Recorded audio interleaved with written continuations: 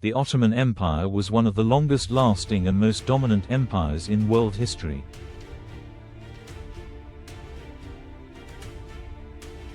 Also known as the Turkish Empire, the Ottoman Empire was a state that controlled territory stretching across Europe, Asia, and Africa for more than 6 centuries.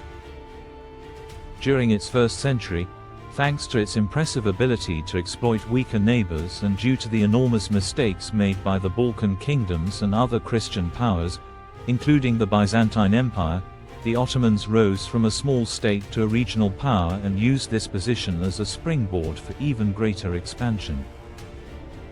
The conquering force began when Osman I, a Muslim leader from southern Anatolia, declared himself the supreme ruler, or sultan, following a series of raids led by Osman and his Ghazi warriors against Byzantine opposition.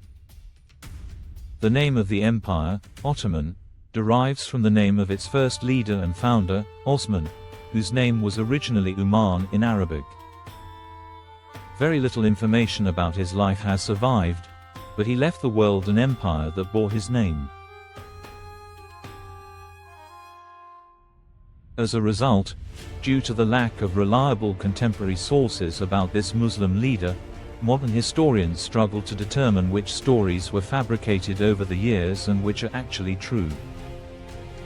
According to Ottoman traditions, Osman I was the son of Ertuğrul and the grandson of Süleyman Shah, both members of the Oghuz Turkic tribes.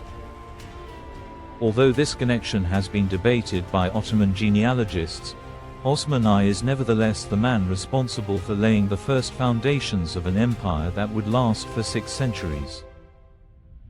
Taking advantage of the collapse of the Seljuk dynasty in Iran and Mesopotamia, Osman began expanding his territory across Anatolia as a principal rival to the Byzantine Christians. By the early 14th century, the newly founded Ottoman state began spreading in 2 directions, approaching the Sea of Marmara and advancing along the Sakarya River. Unfortunately for the eager conquerors, their siege technology was inadequate, which temporarily made it impossible for them to capture some of the larger Byzantine cities and territories, including Constantinople. It was not until later that the Ottomans managed to capture the city of Bursa, which would later be declared their new capital.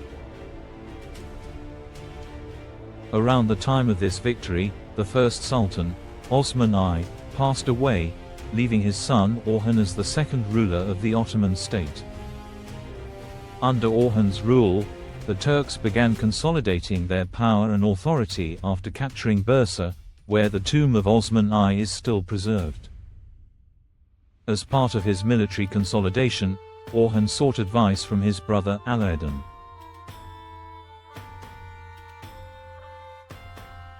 Alaeddin suggested creating a paid and professionally trained infantry force, a radical departure from the traditional armies composed of temporary volunteers.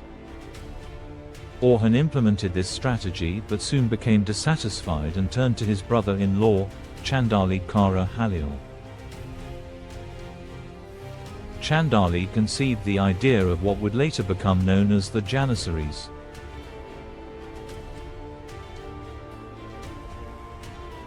These troops were composed of children taken from Christian families in conquered territories, converted to Islam, and trained as elite infantry and servants of the Sultan. The Janissaries formed the first modern standing army in Europe and became known for their exceptional loyalty to the Sultan, enforced through strict discipline and regulations, including prohibitions on marriage. Although the Janissary Corps was fully established later, its foundations were laid during Orhan's reign. Expansion continued as a central objective.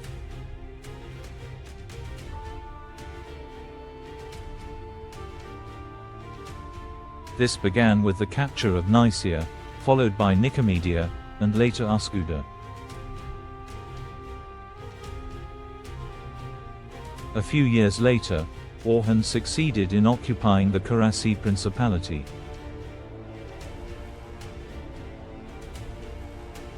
Through an alliance with John Kantakouzenos, the future Byzantine emperor, Orhan gained permission to conduct raids in Thrace. The Ottomans aimed to conquer the region and to marry Kantakuzena's daughter, Theodora.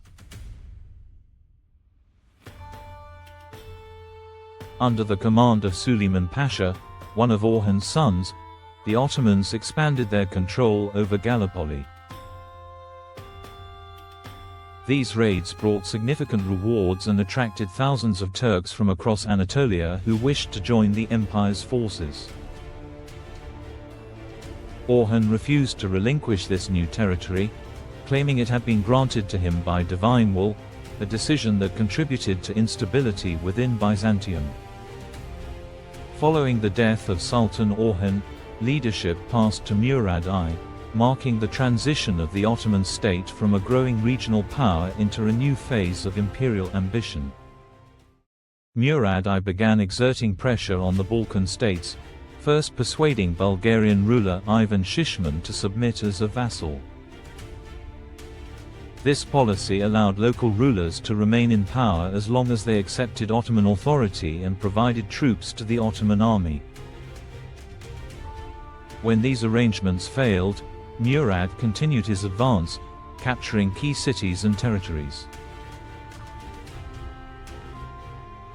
These actions culminated in the conquest of Serbia after the Battle of Kosovo.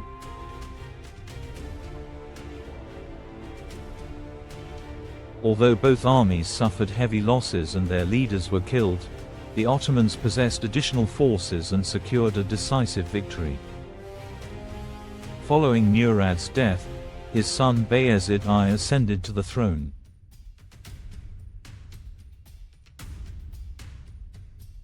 The Ottomans were forced to return to Anatolia to deal with internal threats, particularly from the Karaman Principality, which had emerged from the remnants of the Seljuk state. Bayezid initially chose diplomacy, making peace with Karaman to prevent further unrest among his Turkish supporters. He then resumed campaigns in Bulgaria and prepared for the difficult task of besieging Constantinople. In response to Ottoman expansion, Christian powers launched a crusade aimed at halting Ottoman advances. This led to the Battle of Nicopolis, where Bayezid and his forces achieved a crushing victory over a coalition of European armies. Emboldened by success, Bayezid later annexed Karaman despite previous agreements. His influence now extended across the Balkans and deep into Asia, making him one of the most powerful Muslim rulers of his era. Despite limited historical records from this early period, it is clear that these years served as a foundation for the empire's future growth and dominance. The early 15th century marked the final years of Bayezid's reign.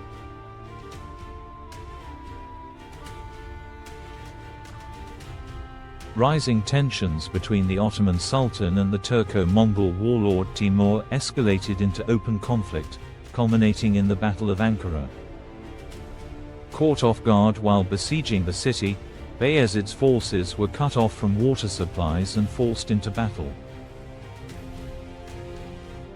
Timur's army emerged victorious, capturing Bayezid and two of his sons, while others escaped. Bayezid died shortly after his capture. Whether he was treated harshly or with respect remains debated, but his death marked the end of the reign of the fourth Ottoman Sultan and the first great crisis in Ottoman history. After the fall of Bayezid, the leadership of the empire was thrown into complete chaos.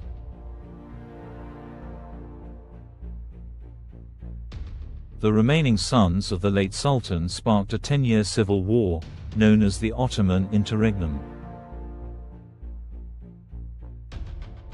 Timur had confirmed Mehmed Çelebi as the new Sultan before his death, but Isa, Musa, and Suleiman were dissatisfied with this decision. All the brothers believed they themselves had a rightful claim to the Ottoman throne and therefore refused to recognize Mehmed's authority. Suleiman established his capital in Edirne, formerly known as Adrianople, and extended his power over all of Thrace and the southeastern regions of Europe, reaching as far as northern Greece. Mehmed concentrated his control in the city of Amasya.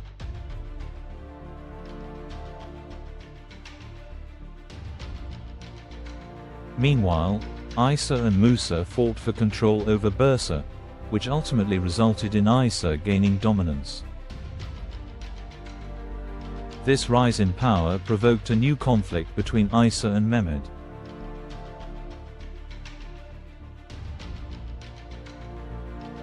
After repeated defeats, Isa sought refuge in Constantinople as Mehmed took command of Bursa. Not long afterward, another battle followed near Karasi, forcing Isa to flee to Karaman.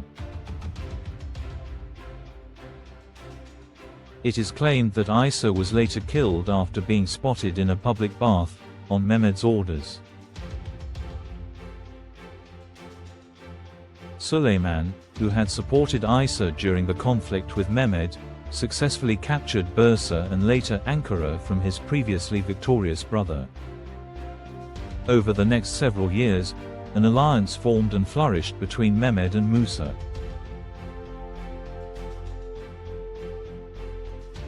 The latter was sent across the Black Sea to serve as Sultan of the European portion of the empire.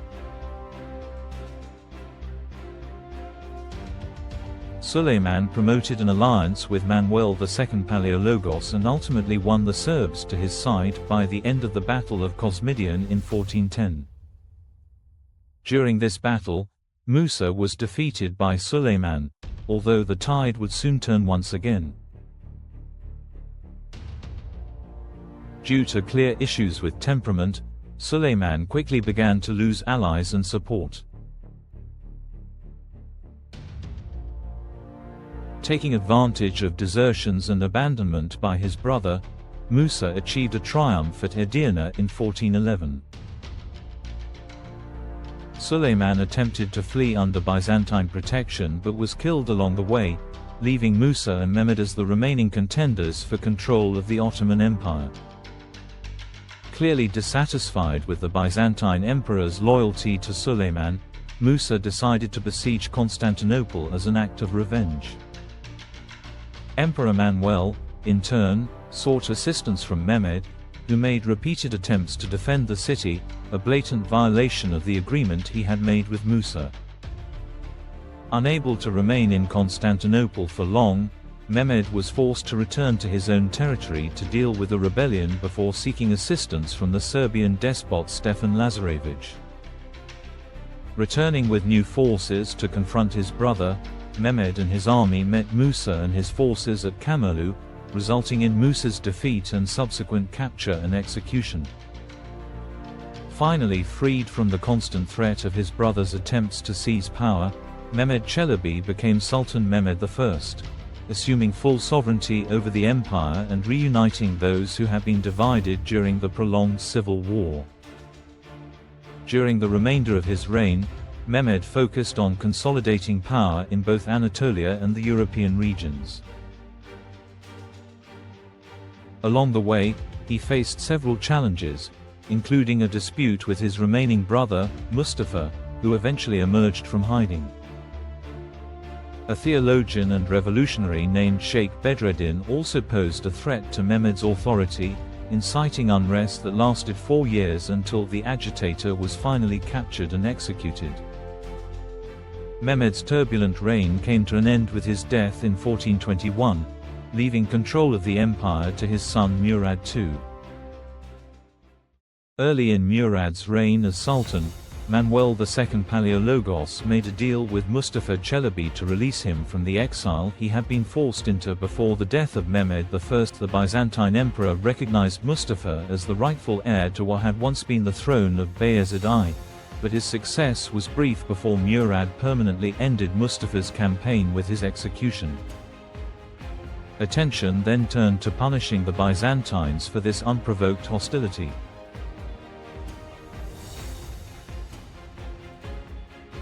In an attempt to do so, Murad decided to besiege Constantinople, but he was recalled to Bursa after Manuel attempted to use Murad's 13-year-old rebellious brother against him.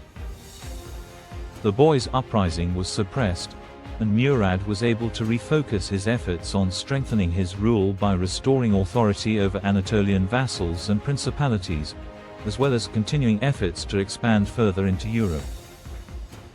Conflicts with Venice, Serbia, Hungary, and other neighboring powers became a regular occurrence toward the end of the 1420s.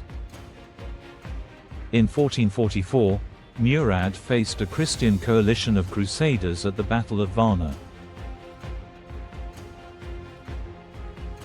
Led by John Hunyadi, the Hungarians and their allies were decisively defeated in what could only be described as a humiliating retreat.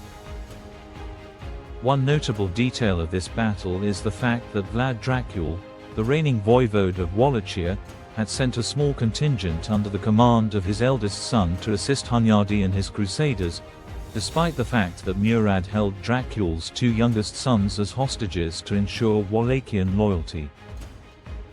Little came of this situation immediately, but it served as a clear demonstration of the frequent betrayals that plagued the era.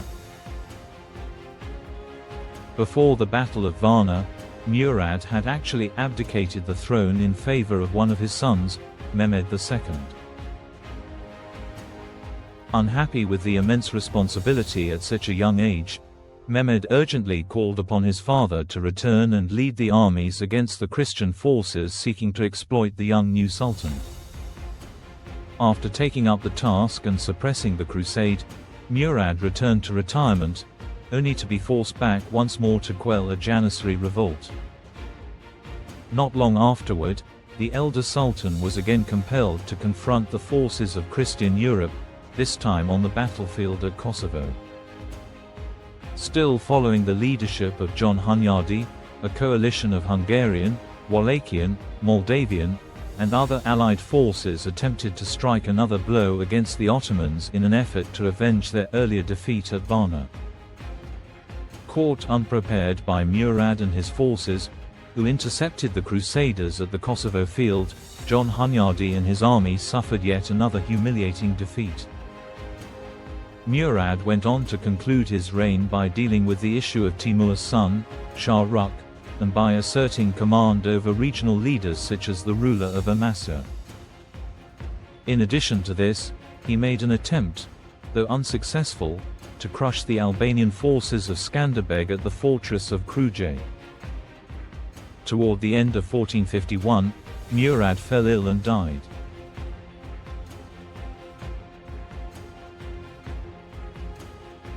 This was the end of the first part on the rise and fall of the Ottoman Empire.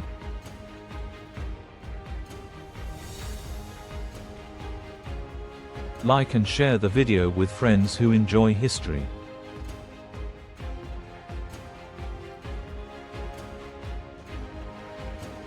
Leave a short comment, and don't forget to click the bell and subscribe to the channel so you'll be notified when I upload my next video. Thank you for watching.